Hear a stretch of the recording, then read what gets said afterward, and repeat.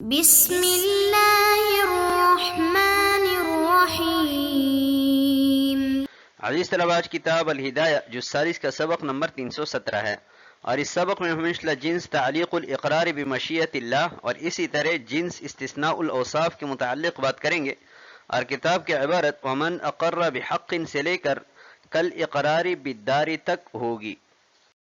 آتے ہیں سبق کے متعلق اصول کی طرف۔ تو اصل نمبر 1، الاستثناء تصرف فی الملفوظ لا يتوجہ الا الى الملفوظ، کہ استثناء ملفوظ میں تصرف کا نام ہے، یعنی جس چیز پر تلفظ کیا گیا ہے اس میں تصرف کا نام استثناء ہے، لہٰذا یہ صرف ملفوظ ہی کی طرف متوجہ ہوگا۔ جو چیز طبعاً اور معناً ثابت ہو اس کا استثناء کرنا درست نہیں ہے، ان چیزوں کی طرف استثناء متوجہ نہیں ہوگا۔ فلا يصح الاستثناء فی الاوصاف، یہی وجہ ہے کہ اوصاف میں استثناء کرنا درست نہیں ہے۔ اصل نمبر 2، الاستثناء تکلم بالحاصل بعد الثنیہ، کہ مستثنیٰ کرنے کے بعد باقی ماندہ جو چیز ہے اس پر تکلم کا نام استثناء ہے۔ نمبر 3، استثناء الکل من الکل باطل، کہ کل سے کل کو مستثنیٰ کرنا یہ باطل ہے کیونکہ یہ رجوع ہے۔ نمبر 4، البیان المغیر لا یصح الا موصولا والبیان المحض المبہم یصح موصولا ومفصولا، کہ بیان مغیر یہ متصلا جائز ہے، منفصلا جائز نہیں ہے، اور بیان محض کے جس میں ابہام ہو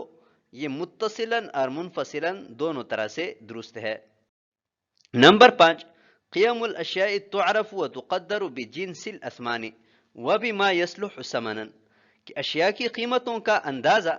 یہ اسمان کے جنس میں سے جو اشیاء ہے ان سے لگایا جا سکتا ہے، اور ان چیزوں سے بھی لگایا جا سکتا ہے کہ جن میں ثمن بننے کی صلاحیت موجود ہے۔ آتے ہیں کتاب کی عبارت کی طرف۔ قال ومن اقر بحق وقال ان شاء اللہ متصلا باقرارہ لم يلزمه الاقرار، اور اگر کسی نے کسی حق کا اقرار کیا اور اپنے اقرار کے ساتھ متصلا انشاءاللہ کہا تو اسے اقرار لازم نہیں ہوگا، لأن الاستثناء بمشیت اللہ اما ابطال او تعلیق، اس لیے کہ اللہ تعالیٰ کے مشیت کے استثناء سے یا تو ابطال مراد ہے یا تعلیق۔ فإن كان الأول، اگر ابطال مراد ہے فقد بطل تو اقرار باطل ہوا، وإن كان الثاني فكذلك، اور اگر تعلیق مراد ہے تو بھی اقرار باطل ہوا، اما لأن الاقرار لا يحتمل التعلیق بالشرط، یا تو اس وجہ سے کہ اقرار تعلیق بالشرط کا احتمال نہیں رکھتا،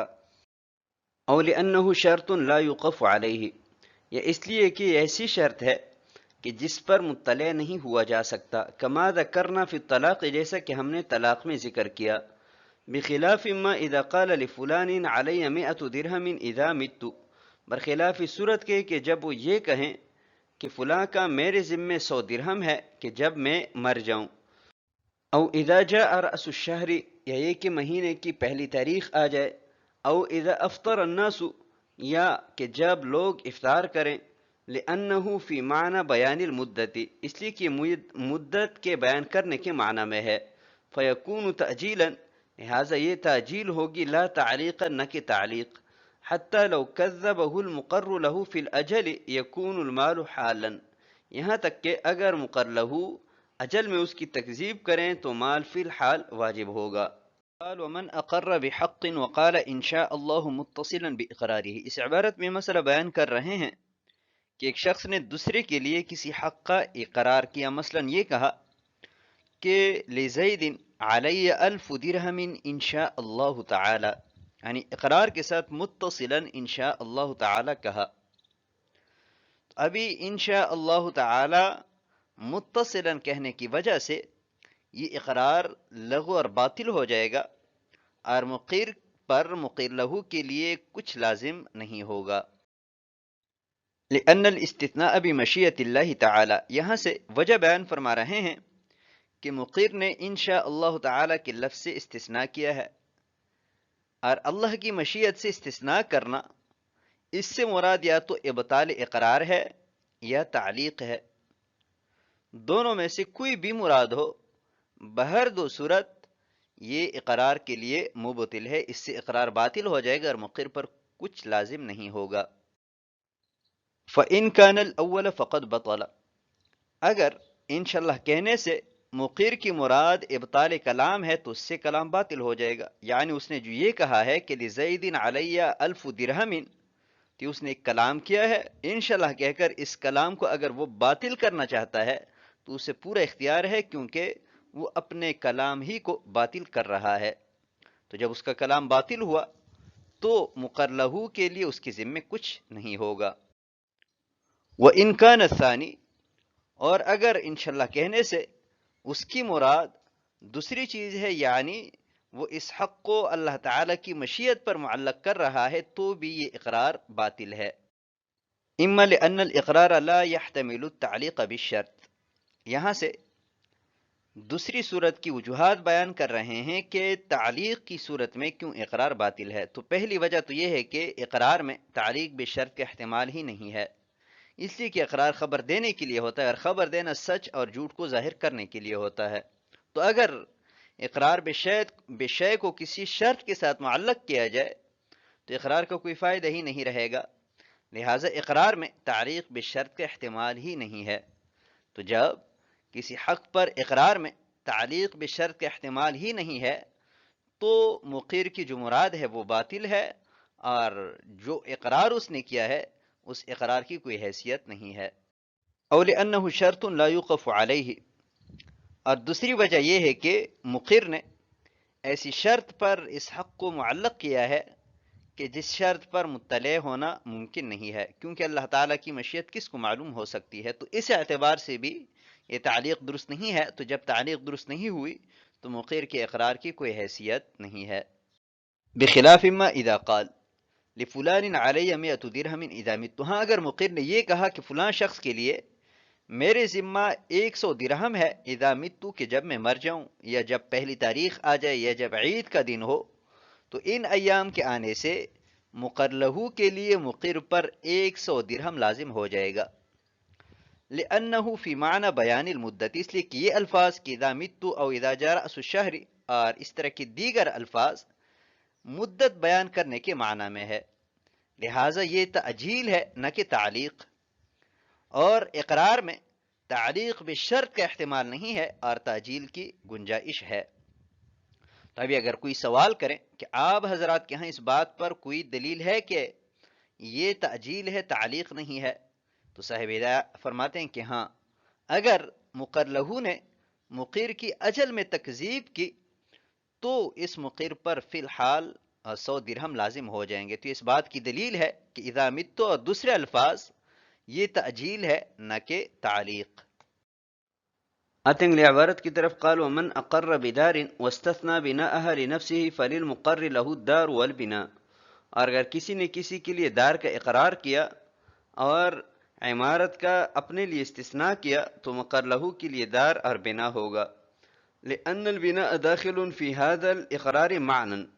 اس لیے کہ عمارت اس اقرار میں معنی داخل ہے، لا لفظا نہ کہ لفظا. والاستثناء تصرف في الملفوظ، اور استثناء ملفوظ میں تصرف کا نام ہے. والفص في الخاتم والنخلة في البستان نظير البناء في الدار، انگوٹی میں نگینا اور باغ میں کھجور یہ دار میں عمارت کی نظیر ہے. لأنه يدخل فيه تبعا لا لفظا، اس لیے کہ یہ اقرار میں تبعا داخل ہوتے ہیں نہ کہ لفظا. بخلاف ما اذا قال الا ثلثها او الا بیتا منها لأنه داخل فيه لفظا، برخلاف اس صورت کے کہ جب وہ یہ کہیں کہ اس دار کا ثلث یا اس میں سے ایک کمرہ، کیونکہ یہ اس میں لفظا داخل ہے. قال ومن اقر بدار واستثنى بناءها لنفسه، اس عبارت کو سمجھنے سے پہلے بیان کردہ اصل آپ ذہن میں رکھیں کہ استثناء جو ہے یہ ملفوظ کی طرف منصرف ہوتا ہے نہ کہ غیر ملفوظ کی طرف. یعنی جس پر مقر نے تلفظ کیا ہے تو اس تلفظ شدہ چیز سے استثناء ہو سکتا ہے، غیر تلفظ شدہ چیز سے استثناء نہیں ہو سکتا. قال ومن اقر بدار، تو اس عبارت میں مسئلہ بیان کر رہے ہیں کہ ایک شخص نے زید کے لیے مثلا دار کا اقرار کیا کہ یہ دار زید کا ہے، الا بناءها، مگر اس کی جو عمارت ہے وہ میری ہے. تو مقر لہو یعنی زید کے لیے دار اور اس کی عمارت دونوں ہوں گے، کیونکہ بنا اس اقرار میں معنن داخل ہے نہ کہ لفظاً. یعنی مقر نے جو یہ کہا کہ هذه الدار لزید، تو ابھی دار میں عمارت جو ہے وہ معنن داخل ہے، لفظاً داخل نہیں، اس پر کوئی تلفظ نہیں کیا گیا. تو مقر جو استثناء کر رہا ہے وہ ایسی چیز کو مستثنا کر رہا ہے کہ جو معنن ثابت ہے نہ کہ لفظاً. اور پہلے ہم نے اصل بیان کیا ہے کہ استثناء اسی چیز کا ہو سکتا ہے کہ جو لفظوں میں بیان ہو. جو چیز معنن ثابت ہو اس کا استثناء کرنا ممکن نہیں ہے، اور یہاں پر عمارت جو ہے وہ معنن اقرار میں داخل ہے. والفص فی الخاتم، اسی طرح کسی نے دوسرے کے لیے انگوٹھی کا اقرار کیا اور نگینے کا اپنے لیے استثناء کیا، یا باغ کا اقرار کر کے کھجوروں کو اپنے لیے مستثنا کیا، تو مقر کے ذمے مقر لہو کے لیے حلقہ اور اسی طرح نگینہ دونوں لازم ہوں گے، اور باغ کے ساتھ کھجور کے جو درخت ہے وہ بھی مقر لہو کے لیے لازم ہوں گے، اس لیے کہ نگینے کو اور کھجور کے درختوں کو جو اقرار ہے وہ معنن شامل ہے، تلفظاً شامل نہیں ہے، لہٰذا فص اور اسی طرح نخلہ کو مستثنا کرنا درست نہیں ہے. بخلاف ما اذا قال الا ثلثها، یعنی کسی نے دوسری کے لیے دار کا اقرار کر کے یہ کہا کہ الا ثلثها، سوائے ایک تہائی کے، یا الا بیتا منها، کہ یہ دار تو زید کے لیے ہے لیکن ایک کمرہ میرا ہے، تو اس صورت میں ایک ثلث اور ایک بیت کے علاوہ مقر لہو کو باقی دار دیا جائے گا، اس لیے کہ ثلث اور اسی طرح بیت دار میں لفظاً داخل ہے نہ کہ طبعاً. آتے ہیں عبارت کی طرف. قال ولو قال بناء هذه الدار لي والعرصة لفلان فهو كما قال، اور اگر کہا کہ اس دار کی عمارت میری ہے اور صحن فلاں کا ہے تو یہ مقر کے قول کے مطابق ہوگا.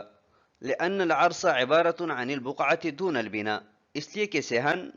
خالی زمین سے عبارت ہے نہ کہ عمارت سے. فكأنه قال، تو گویا کہ اس نے یہ کہا بیاض هذه الارض دون البناء لفلان،